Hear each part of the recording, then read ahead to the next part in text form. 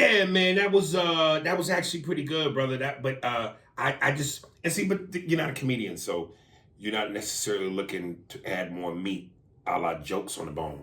I would have loved to build more of a detail, like that nigga wrote me, daddy. Was it the same nigga that raped you, Junebug Spade?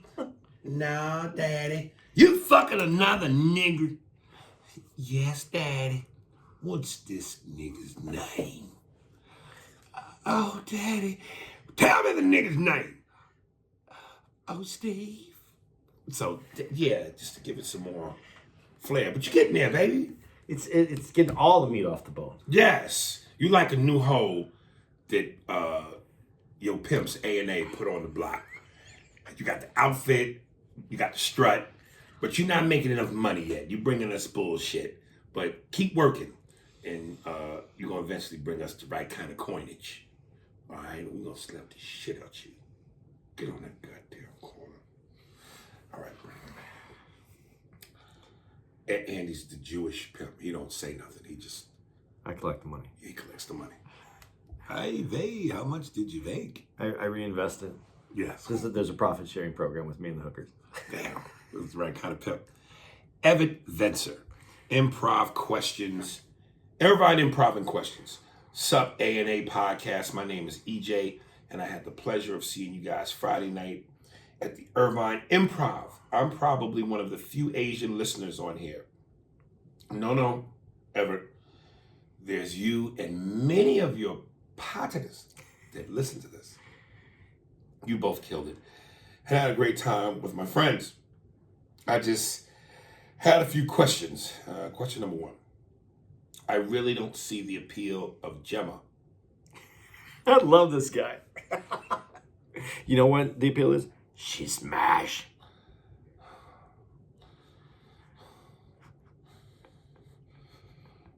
She's not my type. Her body. Well, nigga, listen. You motherfucking Taiwan Ambien Fitch wearing motherfuckers don't weigh but Abercrombie and Fitch ass niggas don't weigh but 0.10 pounds, motherfucker. You couldn't handle a goddamn Gemma. It'd be trying to choke a bull with a fucking dental floss, nigga. Try to ride her. Yeah, well, whatever. Her body really does remind me of the Hulk. I'd suffocate if she tried to ride me. Andy, you got to post a pic of your girl on social media because I'm sure us fans want to see her. This nigga's after your lady. Andy, you'd win more debates if you remembered shit. Your pedantic ass always either forgets or rebuttals questions by saying, I never said that. It gets annoying because I'm trying to root for you, and I really do see your point of views. You got to chug that ginkgo biloba before you start filming. Thanks, guys. Keep up the great work, and I hope for more Southern Cal shows soon. Yeah. He said he's Asian? Yeah. But what kind of Asian did he say?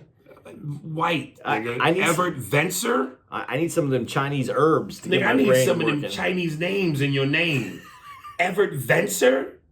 Come on, nigga. Throw me a Chow or a Pho or a Mook Lee Young, nigga. I like fat. And that's exactly what Gemma is. Fat in all the right places. Damn, man. I'm telling y'all niggas gonna stop shitting on my imaginary bitch that I'll never have. I'm not gonna keep tolerating all this disrespect. I can finally see the moment. Like you get a little, maybe like 10 years from now, you're a little older, and you finally get her, and you go to move her, and you just you just realize you can't pick her up anymore. Nigga. All right, Kevin Furlow. The Shield and God. What up, bro? When I binge watched The Shield, it was a few years after it ended. You asked if it was gritty. It definitely is. Michael Chiklis is dark and dangerous. Good watch. So I understand your point of view. Good watch. So I understand your point of view on the God aspect. Why would God allow kids to die violently in certain aspects? Was a question you have asked before. Andy said, unfortunately, it's free will. Well, there have been many situations where kids have been saved from dangerous situations. I heard a story the other day. A waitress was working a shift at a restaurant. She noticed a kid that was with a couple. He looked malnourished and bruised up. She wrote down on a piece of paper, "Do you need help?" At first, he shook his head no. Then he nodded yes. She called the police and the child was taken into Child Protective Services and the parents were arrested. Now, here's where I think God intervened.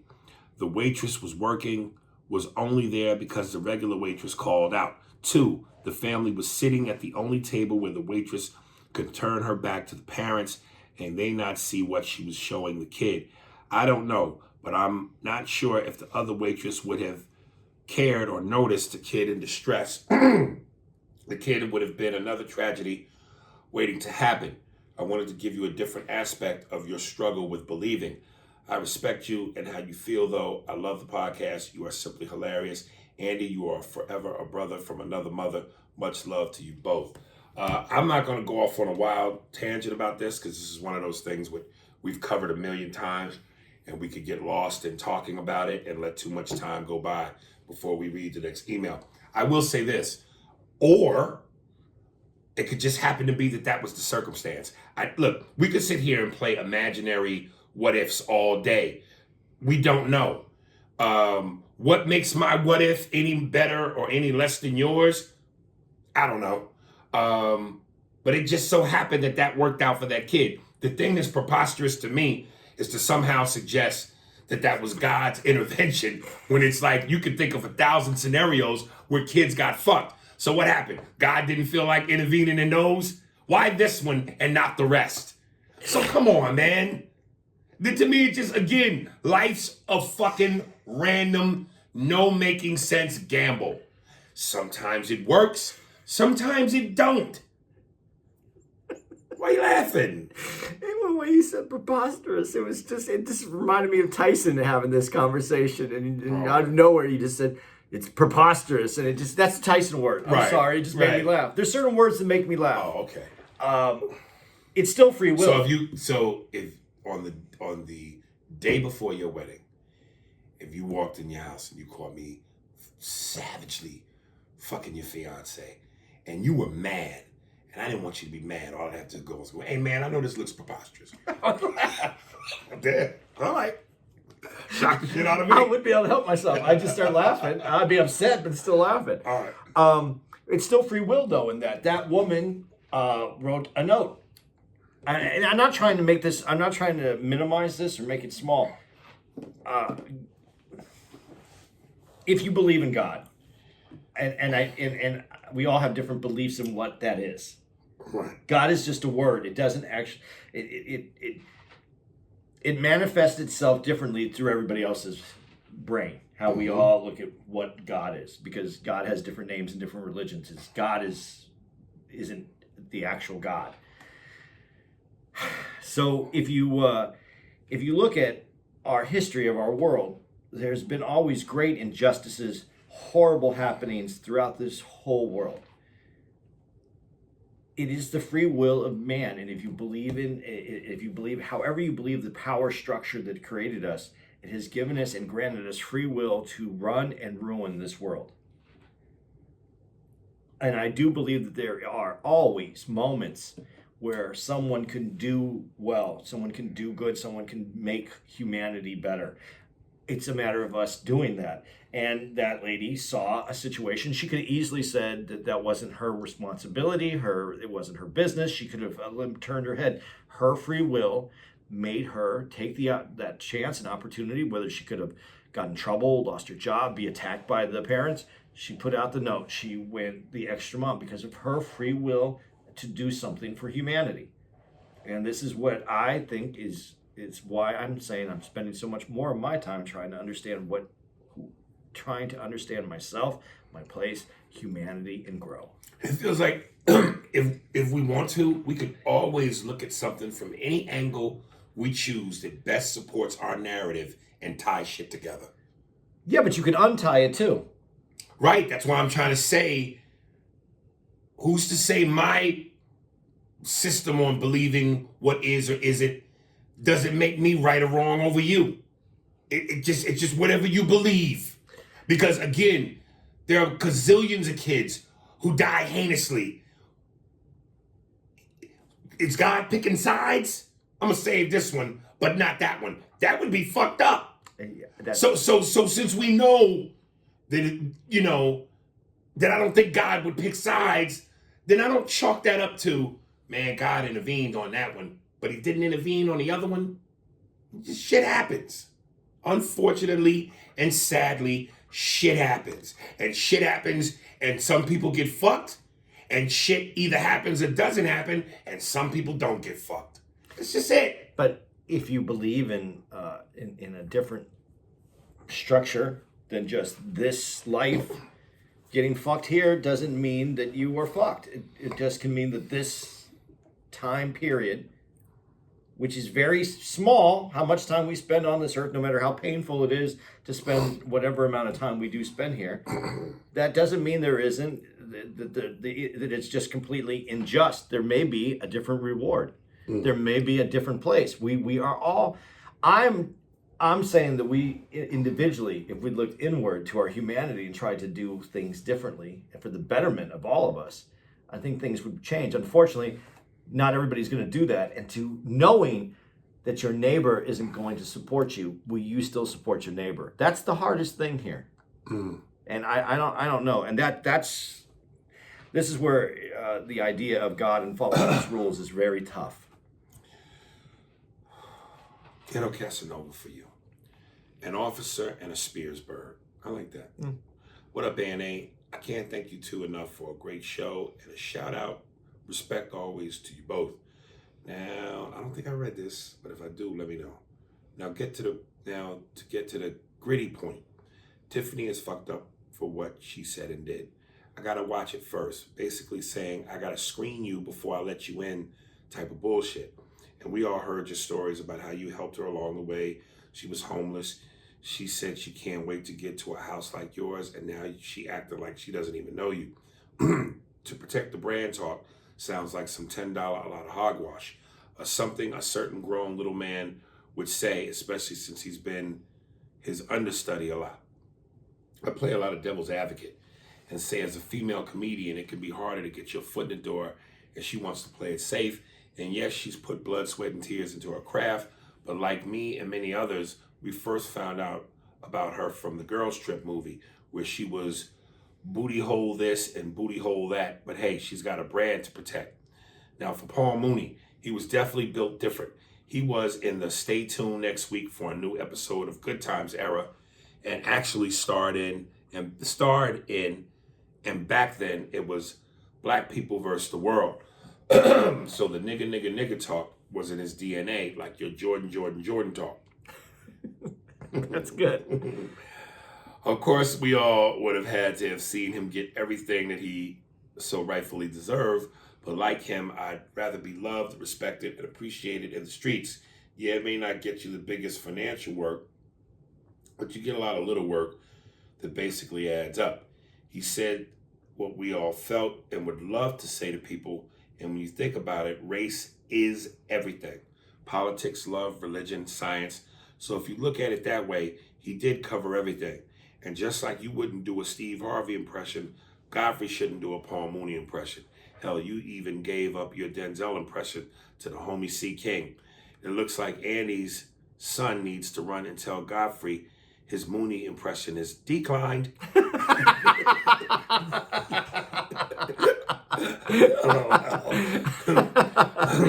Peace and blessings, y'all. P.S. Gemma can definitely get it anytime. My man, Team Gemma. She definitely right all around. Those who say otherwise can't handle that type of woman. Now, I mean, she can get it anytime, because who's gonna fucking argue with her? She got them. I want you. Fuck that. She got them Chun-Li thighs. You know what I mean, son? She looked like she can carry me into the next room, and I would happily oblige. Me and you both, nigga. She looks like she can carry the ball over the goal line, is what she looks like, right behind the halfback. Hey, brother, hey. You know what I mean? Hey. Shit. Yeah, man, thank you. Finally, Team Gemma, nigga. I think Mookie is with it, too. Yeah, man. Hey, we covered the Tiffany Paul thing. I hear you, brother. It is what it is. I'm not gonna, I ain't getting any less sleep than I got before. So It be what it be, baby.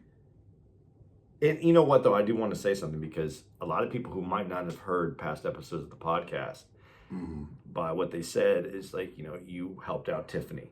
You never, I brought it up on the podcast. You never brought it up. You were never like, I helped her. You never said anything that brought it up. I brought it up. I met Tiffany. I met her at this, and then we had conversations about you making some of the videos together. I just want to say that because I didn't want anybody who maybe came to the podcast late think that you've been talking now about Tiffany and had helped her out. That never came from you. That was never the intent of what you said.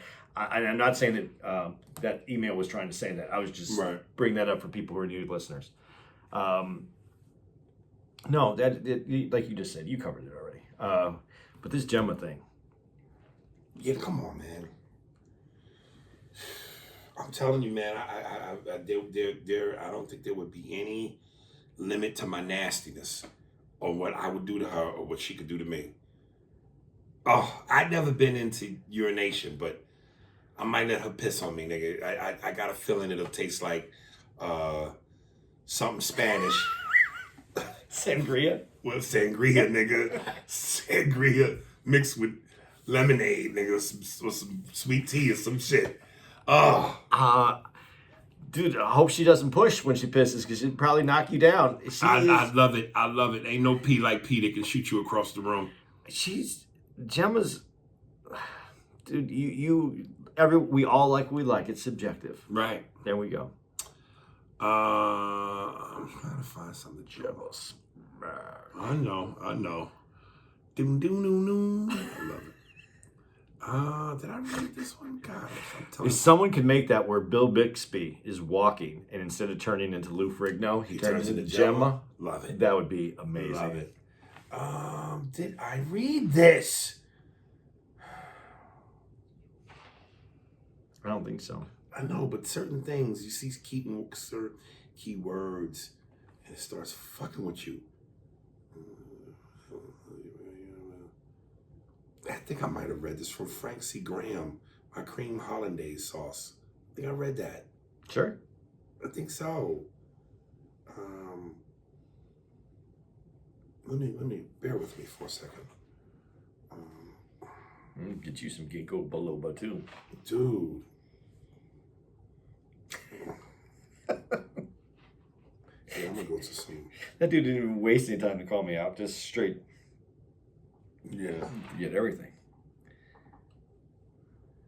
It's gotten worse since after COVID, man. All right. El Realist. Obina Apakama. Yeah, we must have a strong. We do have a lot of following. In Africa. Yeah, okay. Obina Apakama. What's good, brothers? It's your half Nigerian fan, Obi, writing for the second time. Man, what the fuck? Paul Mooney just passed away. Rest in peace. OFC. He was born before my time. What's OFC stand for? I don't know. What? Rest in peace, Rest in OFC. peace. I don't know. I've seen some of his stand-up and loved him on the Chappelle Show, so I'm aware of his legacy. Bad joke in parentheses. Your impressions are dropping like flies out here. Ooh, I know what he's saying. Who's next? LL? But yeah, I'm celebrating my 31st birthday this past Monday, and I'm a simple man. Had a mini vacation from work, so I did most of my stuff over the weekend, which included spending a little time with my father. He's from Nigeria, and I grew up American, even with him in the household. So I decided it was time to have a bit of that talk. Ironically, oh my God, this shit is killing me. My fucking chest. Dude, you can order cheese pizza. You don't have to put pepperonis and shit. You think it's the pepperonis? Yeah, definitely. It don't matter. I'm about to get. You gotta stop eating that pork. Yeah, swine, brothers. He was watching some African American movies on YouTube when I got there. I can't lie, it was kind of interesting seeing how they carry themselves out there. It's funny, their movies look like our hood movies do, but it was cool. He somewhat convinced me to get vaccinated, but it hasn't happened yet. Monday, I spent pretty much all day listening to the podcast while I smoked and gamed. I'm getting closer as I just made it to when you guys are discussing The Last Dance. Damn. He says, damn, that shit was good. I've seen every episode at least twice, and listening to you guys talk about it, I might go for thirds. Man, you are crazy. I have a fucked up sense of humor, but you had me crying laughing with this joke I heard the other day.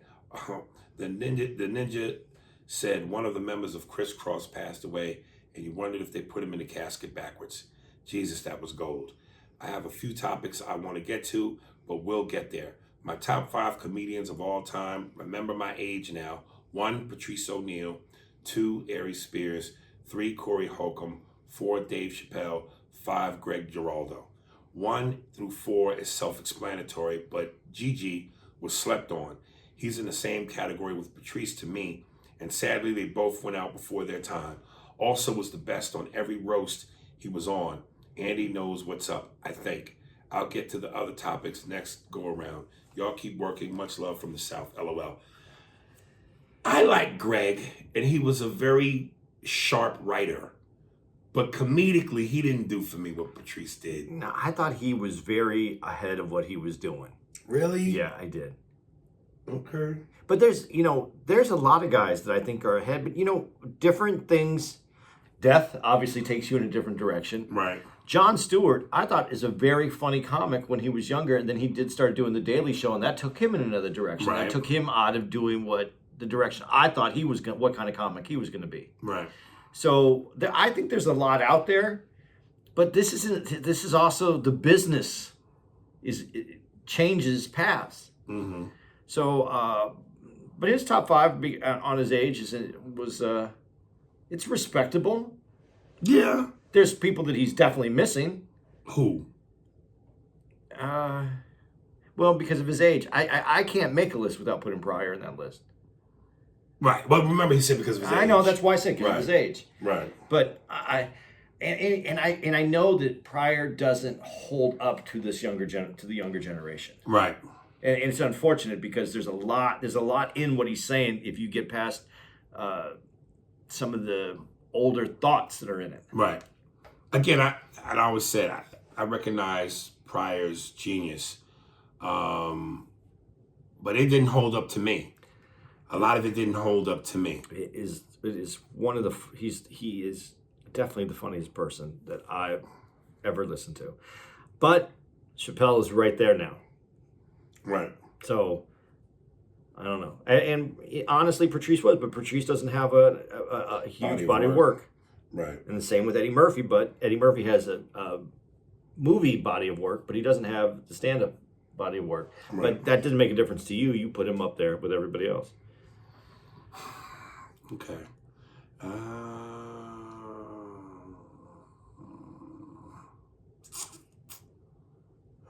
gotta go through this shit, man, because I'm feeling like I'm running in circles. You were better when you printed them out. Yeah, I know, because it gave me complete control to see what was what. Even as I'm reading some of these titles, I either feel like they're too old to talk about. We could pull an old one out. We could pull an old one out? We should have an old, out-of-the-bag one. Okay. Because people get mad when we miss them. Yeah. So we might as well pull an old one out. All right. It's probably one that just shit on. Sent from S. Wiggins, Coming to America 2.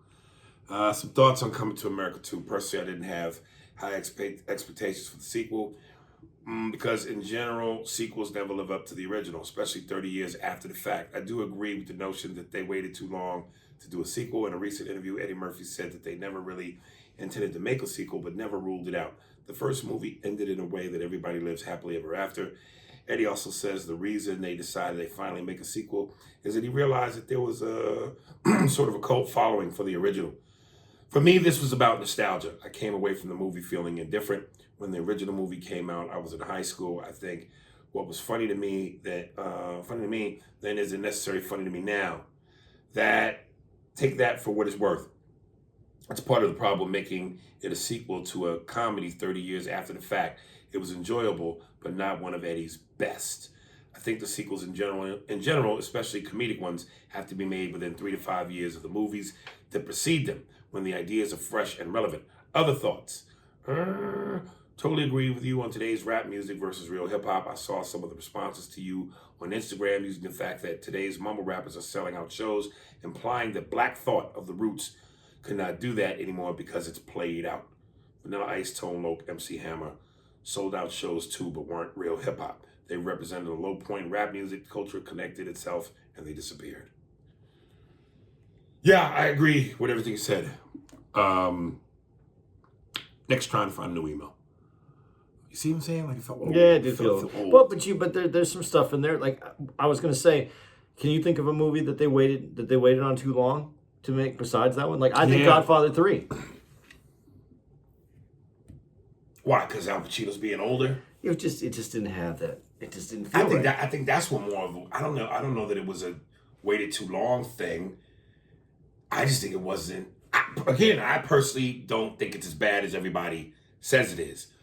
But I don't think it has anything to do with waiting too long from an age thing.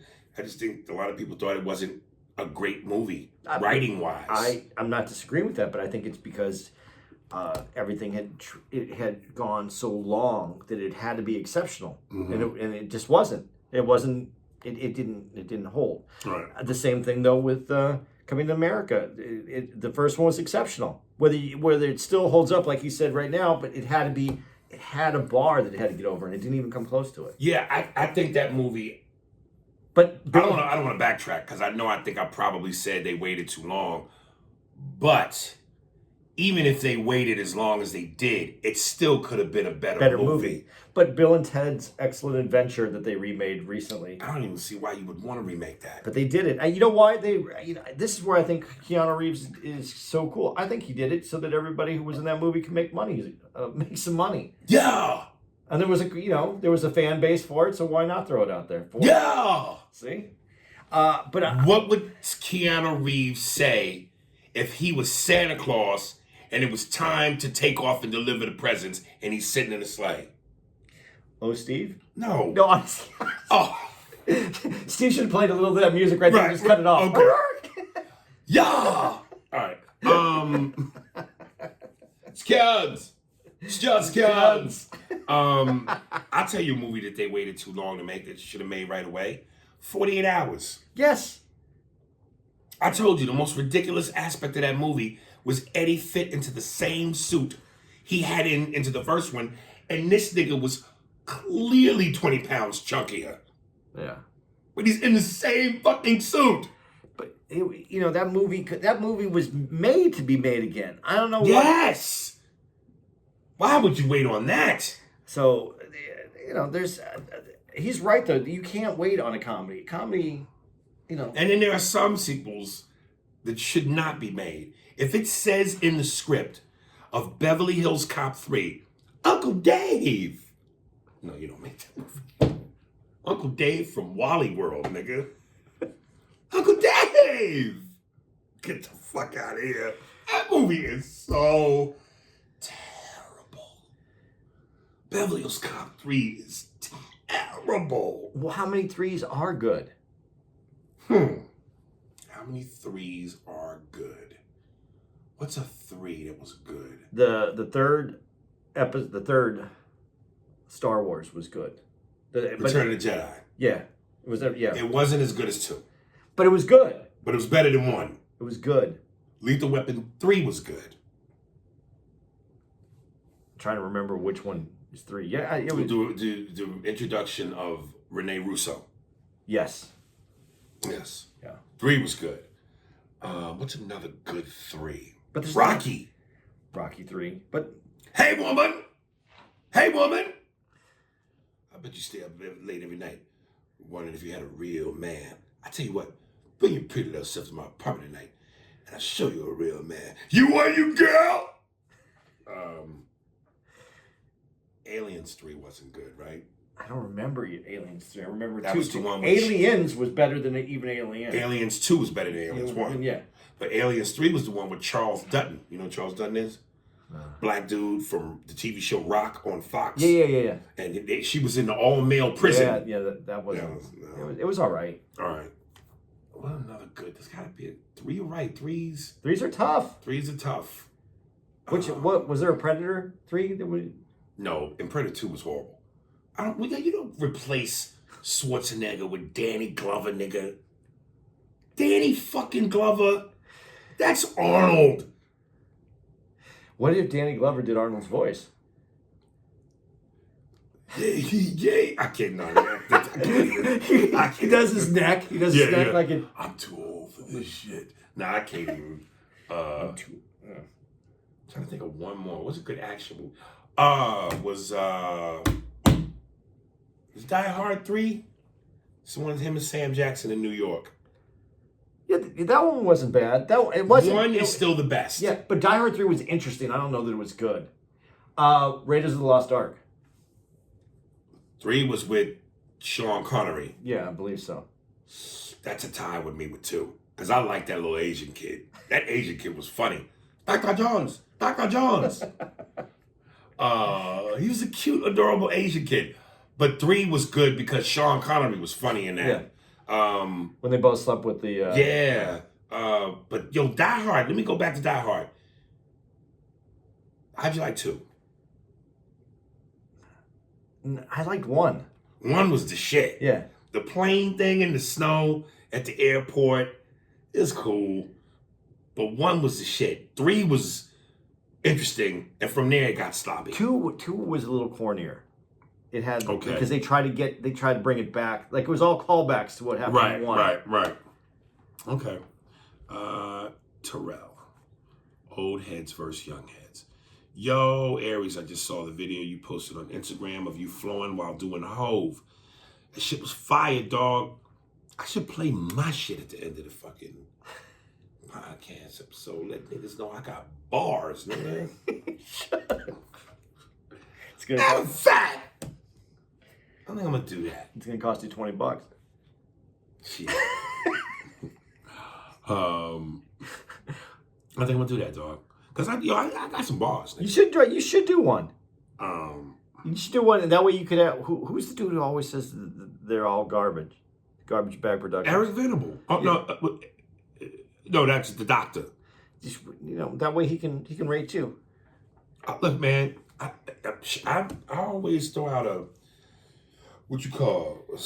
label, a warning label that says, I know I ain't. How much time? It's almost 6, man.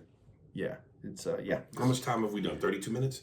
Yeah, we gotta make this 45-minute long podcast. All right, y'all. We might give y'all some Asian dick on this one. We usually give y'all the straight Harlem or the Bronx big girthy dick. Give you extra, but on this one we may give y'all the pack loin. You know what I mean? Just balls and 3 Mentos left in its wrapper. Hey, that's not fair. You leave me short dick. What the fuck was I saying? Yo, I gotta. There's a joint I did. Where's the beef in this beef and broccoli? Where is? We'll give you beef on the broccoli. Lift broccoli, beef there. You know, look, a lot of beef on the broccoli. You take fork, lift broccoli, beef there. You see beef. Niggas love beef and broccoli, son. I'm telling you, there are certain things that black people, and I think it's our I hope I'm using this word right, propensity for, well, we got high blood pressure. We love salty shit. And I'm telling you, niggas love beef and broccoli, son. I said beef and broccoli, right? Yeah. Okay. And we will complain. Hey, there ain't no more fucking beef in the broccoli, yo. Yo, me son. How come you ain't got no more beef in the broccoli, yo? I tell you, you leave the broccoli there. The beef there. You leave broccoli. Beef there. Look at the beef. Beef hiding sauce. Like I said, man, you're not my first black friend, man. I keep telling you, you GTA motherfucker. That is a scene in a GTA game. The Jewish dude who's you is going to the mall to discuss what's the next caper, the next score, where they gonna rob. But they doing it in a mall and they talking while they hungry. And they at the motherfucking panda place. And they get beef and broccoli. And in the middle of the heist talk, they stop and he go, hey, Sue Young, ain't no motherfucking beef in this broccoli. I tell you beef there. You live broccoli, beef and sauce. You don't see it because it's same color. Man, it's bullshit. You write letter to company. Me and the partners. Jews eat a lot of Chinese food. You know that, right? I know, but Jews don't love beef and broccoli like niggas do. But Jews eat there because Asian food, Chinese food is prepared kosher style. They don't mix cheese in with it. It's separate. It's style, not kosher style. Right. So it's very. Dude, I said I was imitating Jay-Z, rapping about the beef, something with Cameron, and I did a song where I did Jay-Z and DMX rapping together, back and forth.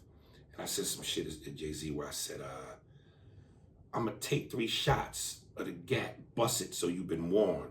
Then I'm gonna put it to your neck to remind you the gun is warm. I got some bars, nigga. That's pretty good. Yeah, I got some bars. I said, I'll let you hear the song before we go. Shit is fire, nigga.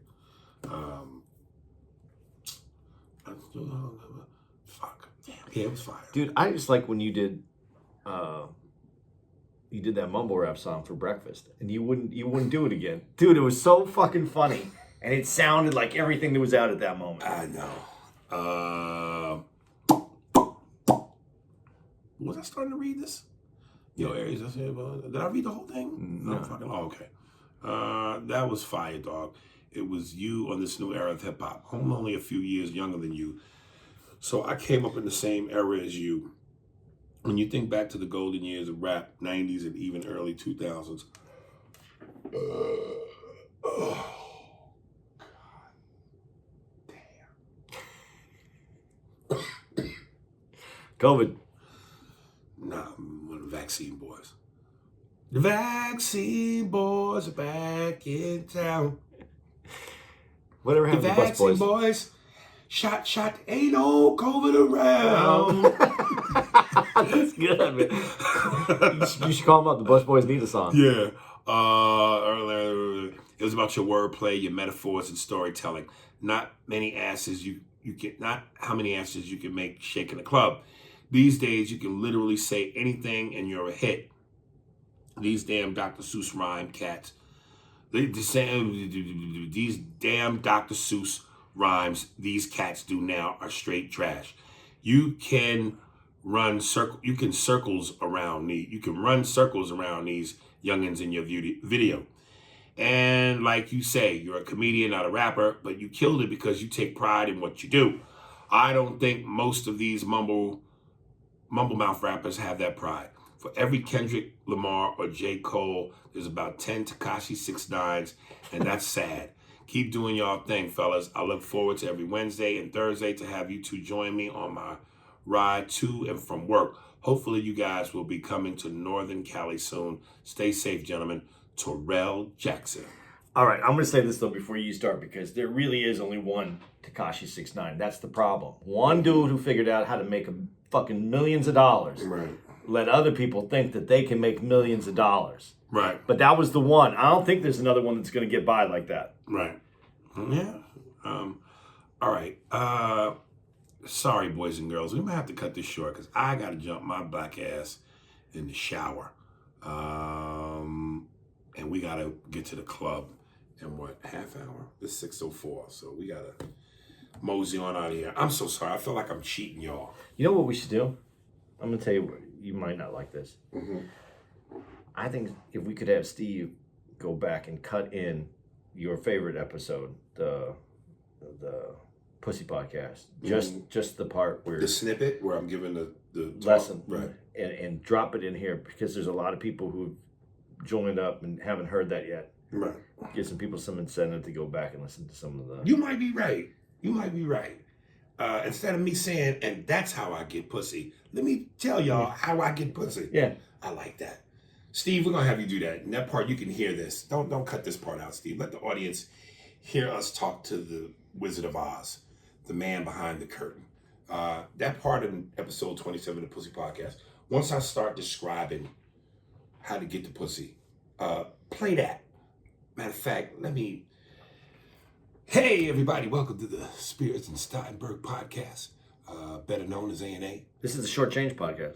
It's a Short Change Podcast, or AKA the Short Asian Dick Podcast, where we just give you the beef with less broccoli.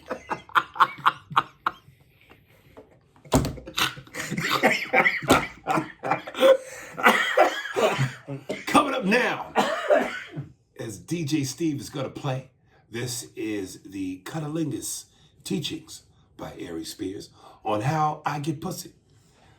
A lot of you ladies may remember this from episode 27. This is Aries giving you a lesson, fellas, on what you need to do to get the panties dropped. So as always, sit back, relax. Again, I apologize. We apologize for not giving you the full hour. In the words of the ANAL sponsorship, we just don't have it. That being said, before I sign off, I'm going to let my cohort here have a couple of words, and then after you finish listening to this, we will play Aries rapping as Jay-Z and DMX addressing the Cameron beef to show all you niggas how versatile he is as an X-Men. This nigga's got bars. Andy? That's all we got. So A&A is signing off from WKRP. In Cincinnati, Steve, hit him with the Cunnilingus coaching.